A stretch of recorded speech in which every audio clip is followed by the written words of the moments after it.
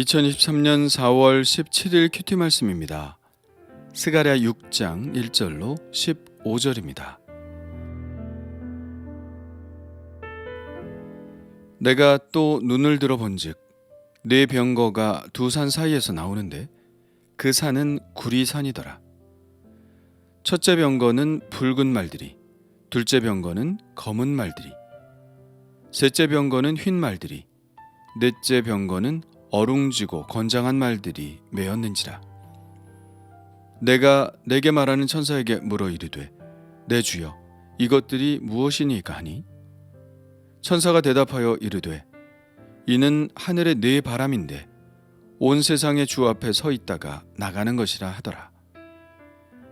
검은 말은 북쪽 땅으로 나가고 흰 말은 그 뒤를 따르고 어룽진 말은 남쪽 땅으로 나가고 건장한 말은 나가서 땅에 두루 다니고자 하니 그가 이르되 너희는 여기서 나가서 땅에 두루 다니라 하매 곧 땅에 두루 다니더라.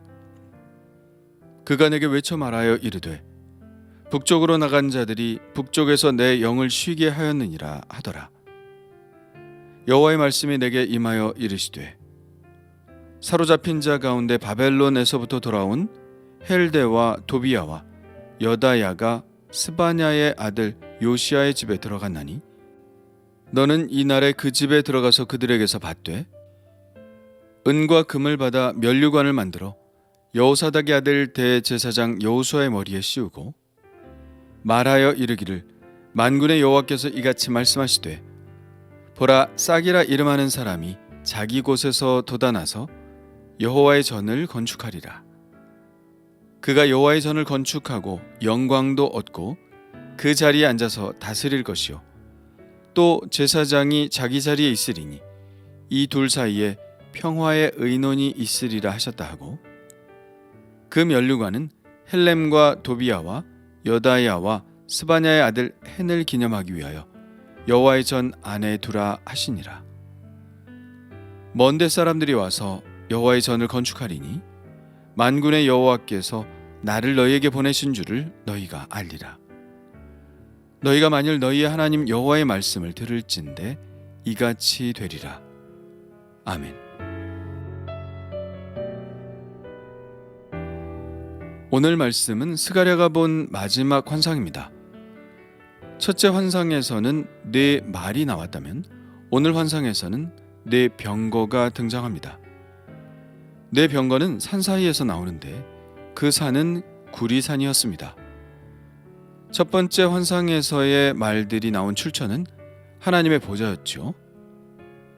여호와께서 땅에 두루 다니라고 보내신 자들이니까 하나님이 보내신 말들인 것이죠. 이번에 등장하는 병거도 그 출처는 같습니다. 5절에 온 세상의 주 앞에 서 있다가 나가는 것이라고 했죠. 구리산도 그것을 암시하는 말입니다. 옛 중동 사람들은 청동으로 된 두 산은 하늘문을 가리킨다고 생각했죠. 이 병거는 다수의 말들이 끄는데 첫째 병거는 붉은 말들이, 둘째 병거는 검은 말들이, 셋째 병거는 흰 말들이, 넷째 병거는 어룽지고 건장한 말들이 매어 있습니다.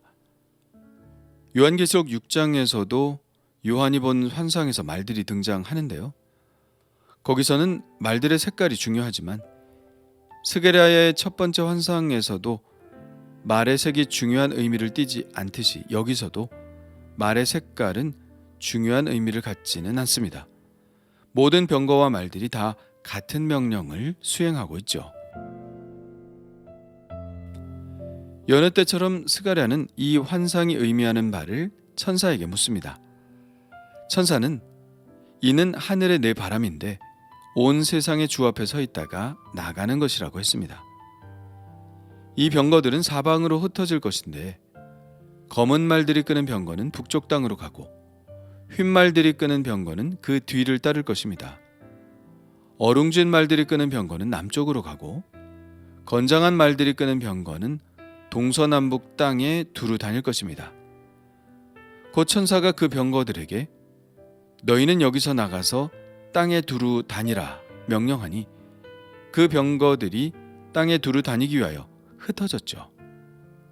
그런데 여기서 유독 북쪽이 강조가 됩니다. 오직 북쪽으로 간 병거들에 대한 설명만 나와 있죠. 8절입니다. 그가 내게 외쳐 말하여 이르되 북쪽으로 나간 자들이 북쪽에서 내 영을 쉬게 하였느니라. 동쪽과 서쪽은 아예 나오지 않고 북쪽과 남쪽만 나오는 것도 이상합니다. 왜 그럴까요? 첫 번째 환상의 말들이 다니는 곳은 유대 땅에 국한됩니다. 그러나 여기서 나오는 병거들은 유대 땅을 다니는 것이 아니라 유대 땅을 넘어서서 다니는 병거들이죠.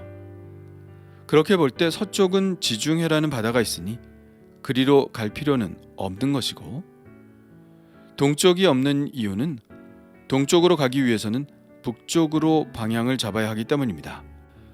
동쪽에 있는 나라는 바벨론이죠. 바벨론으로 가는 길은 유대 땅에서 볼 때는 북쪽입니다. 북쪽에 있는 하란을 거쳐 니느웨를 거쳐 아래쪽으로 내려가야 하는 것이죠.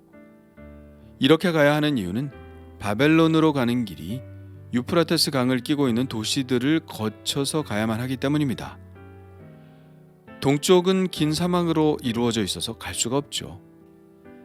그래서 북쪽으로 두 병거가 가는 것입니다. 바벨론에서 해야 할 일이 많기 때문이겠죠. 바벨론에는 여전히 많은 유대인들이 살고 있었습니다. 그들이 북쪽 바벨론으로 가서 하는 일은 무엇일까요? 8절에 보면 그들이 내 영을 쉬게 하였느니라 라고 했는데 이것은 무슨 뜻일까요? 여기서 쉬게 한다는 것은 머물러서 활동한다는 뜻을 의미합니다. 쉰다는 것은 머문다는 뜻이고, 하나님의 영은 단지 머물러 계시지는 않죠. 그 바벨론 땅에 머무시면서 당신의 일을 하십니다. 그렇다면 어떤 일을 하시는 것일까요? 아직도 바벨론 땅에 머물러 있는 자들의 귀환을 준비시키는 것이죠. 이 장에도 보면 이러한 하나님의 뜻이 분명히 표현되어 있습니다. 오호라 너희는 북방 땅에서 도피할지어다. 여호와의 말씀이니라. 이는 내가 너희를 하늘 사방에서 바람같이 흩어지게 하였음이니라. 여호와의 말씀이니라. 바벨론 성에 거주하는 시온아, 이제 너는 피할지니라. 하나님은 바벨론에 사는 유다 사람들이 다시 돌아오기를 바라고 계십니다. 오늘 말씀에서 병거를 하늘의 내 바람이라고 말씀하신 것도 그런 의미죠. 하나님께서 유다 사람들을 하늘 사방에서 바람같이 흩어지게 하셨다면 다시 이 병거들, 즉 하나님의 바람을 일으켜 그들을 돌아오게 하신다는 말씀입니다. 하나님께서 말을 보내시지 않고 병거들을 보내신 것도 바로 그런 의미죠. 첫 번째 환상에서는 말들을 보내셨죠. 병거는 사람을 태우는 마차와 같은 것입니다. 병거는 상징적으로 사방에 흩어져 있는 하나님의 백성을 고향으로 데려오기 위한 것이죠. 이런 환상이 결국 현실로 드러나게 된 것이 살짝 보여지는 말씀이 10절에 나오는데요. 사로잡힌 자 가운데 세 사람이 바벨론으로부터 돌아왔습니다. 바로 헬데와 도비야와 여다야입니다. 그들은 스바냐의 아들 요시아의 집에 들어갔는데 하나님은 스가랴에게 그 집으로 가라고 말씀하십니다. 가서 그들에게서 은과 금을 받아 면류관을 만들어 대제사장 여호와의 머리에 씌우라고 말씀하시죠. 그들은 아마도 바벨론에서 많은 은과 금을 가져온 것 같습니다. 에스라서에 보면 바벨론에서 온 사람들이 성전 건축을 위해 드린 금과 은에 대해 말씀하고 있는데요. 이렇게 써 있습니다. 하나님의 전을 그곳에 다시 건축하려고 예물을 기쁘게 드리되 힘 잘하는 대로 공사하는 금고에 드리니 금이 6만 1,000다리기요 은이 5천만에요 제사장의 옷이 100벌이었더라. 여기서 나오는 다릭은 페르시아의 표준 금화로 지금으로 말하면 2돈이 좀 넘습니다. 금 6만 1,000다릭이면 지금 시세로 치면 360억이 좀 넘죠. 어마어마한 예물을 성전 건축을 위해 드린 것인데 바벨론에서 귀환한 사람들이 그곳에서 많은 재물을 모아 유대 땅으로 돌아왔다는 것을 말해주는 것입니다. 그렇다면 면류관을 만들어 대제사장 여호수아의 머리에 씌운다는 것은 어떤 의미일까요? 그가 왕이 된다는 의미일까요? 그렇다면 총독 스룹바벨의 존재는 무엇이 되는 것일까요? 이런 의문이 생기게 되죠. 사실 왕이라면 면류관보다는 기름을 붓는 의식을 해야 합니다. 그러니까 이것은 여호수아가 왕이 된다는 의미는 아닐 것입니다. 오히려 5번째 환상에서 스룹바벨을 기름 부음 받은 자라고 하죠.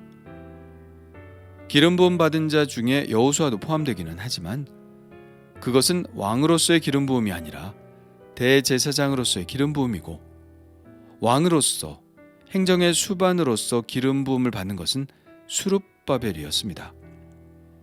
그러나 면류관이 기름 부음처럼 공식적인 왕으로서 취임하는 의식에 쓰이는 것은 아니어도 왕의 권세를 의미한다는 것은 의심할 여지가 없습니다.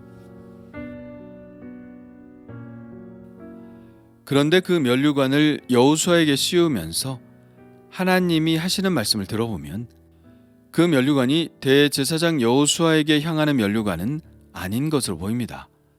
이렇게 말씀하시거든요. 만군의 여호와께서 이같이 말씀하시되, 보라, 싹이라 이름하는 사람이 자기 곳에서 돋아나서 여호와의 전을 건축하리라. 그가 여호와의 전을 건축하고 영광도 얻고 그 자리에 앉아서 다스릴 것이요, 또 제사장이 자기 자리에 있으리니 이 둘 사이에 평화의 의논이 있으리라. 이렇게 말씀하시고는 그 면류관을 여호와의 전에 보관하라고 하십니다. 여호수아가 쓰는 것도 아니고 왕궁에 있는 것도 아니고 여호와의 전에 보관하라고 하십니다. 그 이야기는 아직 그 면류관의 주인이 나타나지 않았다는 뜻이겠죠. 언젠가는 누군가에게 씌워주어야 할 면류관인 것입니다. 그렇다면 그는 누구일까요? 12절에 그 암시가 나와 있죠. 싹이라 이름하는 사람이 자기 곳에서 돋아나서 여호와의 전을 건축하리라 라고 나와 있죠. 여기서 싹이라 이름하는 사람이 의미하는 것은 우리 모두가 다 알 것입니다. 바로 메시아를 의미하죠. 이미 넷째 환상에서 싹이라는 말이 나왔었죠. 이 싹은 예레미야가 예언한 메시아, 즉 한 의로운 가지와 동일한 의미라는 것도 이야기했었고요. 이사야도 이렇게 예언한 바가 있었습니다. 이새의 줄기에서 한 싹이 나며 그 뿌리에서 한 가지가 나서 결실할 것이요. 이것도 메시아의 예언에 속한 말씀이었죠. 그러니까 12절 말씀에서 나온 싹이라 이름하는 사람은 장차 오실 메시아라는 것을 알 수 있습니다. 그리고 12절에 싹이라 이름하는 사람이 자기 곳에서 돋아난다고 하였는데, 여기서 자기 곳이라는 것도 유대 땅을 말한다고 본다면 앞으로 올 메시아는 포로로부터 귀환하여 그 유대 땅에서 태어날 어떤 사람을 말하는 것이라고 할 수 있겠죠. 지금은 대제사장 여호수아에게 이 면류관이 잠깐 씌워졌지만 그것은 장차 오실 메시아의 대리자, 3장에 나오는 예표의 사람으로서 그렇게 한 것일 뿐입니다. 그렇다면 스룹바벨은 어떻게 된 것일까요? 사람들은 스룹바벨을 당시의 의미에서 메시아로 생각했습니다. 자기들을 곤경에서 구원해 줄 사람이라고 보았으니까요. 그러나 하나님이 생각하시는 메시아는 그런 정치적인 메시아가 아니었죠. 하나님은 온 인류를 그들의 가장 큰 곤경에서, 즉 지옥의 형벌로부터 구원할 메시아를 생각하고 계셨습니다. 오늘의 이 말씀은 바로 그 예수 그리스도를 말씀하시는 예언이죠. 그러면 그분이 오셔서 하실 일은 무엇일까요? 13절에 나온 것처럼 여호와의 전을 건축하는 일입니다. 이것이 바로 주님께서 오셔서 하신 일이죠. 주님은 채찍을 들고 성전을 정화하신 후 이렇게 말씀하셨습니다. 너희가 이 성전을 헐라. 내가 사흘 동안에 일으키리라. 주님이 건축하신 성전은 예루살렘 성전처럼 보이는 성전이 아니었죠. 예수님이 십자가의 죽으심으로 그 휘장을 찢으시고 모든 사람들을 하나님이 계시는 지성소로 초대하시는 참된 성전이었습니다. 15절에 먼데 사람들이 와서 여호와의 전을 건축하리니 라는 말씀이 바로 그것을 의미합니다. 그리스도의 몸인 성전은 모든 이방 사람들이 다 와서 함께 성전을 이루는 교회를 말하는 것이죠. 하나님은 스가랴의 예언을 통해서 지금 당장의 성전 건축의 현실을 넘어서서 장차 우리가 함께 이루게 될 하나님의 참된 성전, 즉 그리스도의 몸인 교회를 말씀하고 계신 것입니다. 참 놀라운 예언이라 말하지 않을 수 없죠. 그래서 수가성 여인이 예수님께 예배의 장소에 대해서 물어볼 때 예수님은 아버지께 참되게 예배하는 자들은 영과 진리로 예배할 때가 오나니 라고 말씀하신 것입니다. 십자가로 새로운 성전을 지으시고 나서야 참된 예배를 드릴 수 있게 된다는 말씀이죠. 참으로 우리가 놀랍게 여겨야 할 것은 우리가 바로 지금 이 예언과 환상의 주인공이 되어 있다는 것입니다. 수천 년 전에 말씀하신 이 예언이 지금 우리의 현실이 되었다는 것이 정말 놀랍죠. 그런데 이 예언과 환상의 참된 주인공이 된 우리들은 막상 이 놀라운 사실을 깊이 느끼고 있나요? 우리는 교회를 통하여 참된 성전인 예수 그리스도의 몸을 사랑으로 잘 건축하고 있나요? 그리고 예수 그리스도는 참된 성전 안에서 영과 진리로 예배하는 이 특권을 누리고 있나요? 주님 감사합니다. 우리를 위해 보여주신 환상과 계시에 대해 감사드립니다. 이미 오래전부터 하나님이 꿈꾸셨던 참된 예배를 드리고 있음을 감사드립니다. 2000년 전 예수님께서 이 땅에 오셨을 때는 이 면류관을 씌워드리지 못하고 십자가에 못 박았지만 이제 우리가 드리는 예배를 통하여 왕 되신 주님께 이 면류관을 씌워드리기를 원합니다. 면류관을 드리며 부르는 우리의 찬양을 받아 주옵소서. 면류관 벗어서 주 앞에 드리세. 저 천사 기쁜 노래가 온 땅에 퍼지네. 내 혼아 깨어서 주 찬송하여라. 온 백성 죄를 속하신 만왕의 왕일세. 우리에게 참된 예배를 허락하신 예수 그리스도의 이름으로 기도합니다. 아멘.